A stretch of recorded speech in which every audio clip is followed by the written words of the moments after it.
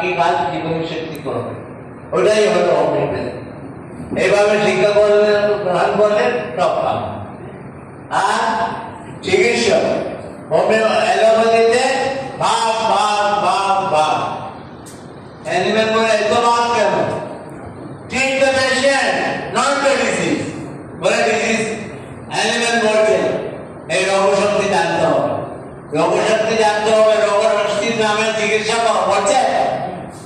এখানে বড় বড় প্রফেসররা বলতেছে, এখানে আমার বলার কোনো সুযোগ নেই, আমরা তো আউটডেটেড হয়ে গেছি, আমাদের টাইম শেষ, এক্সপায়ার্ড, আমাদের সময় শেষ।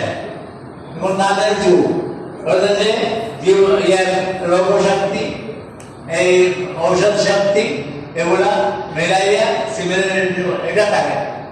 এটা অ্যানিমেল বলছে। অ্যানিমেল কি বলছে? টাইফয়েড বলে এটা তো, হ্যাঁ ম্যালেরিয়া বলে সেটা তো, অমুক বললে এটা তো, তুমুক বললে সেটা তো বলছে, এটা তো বলে না। এই জন্য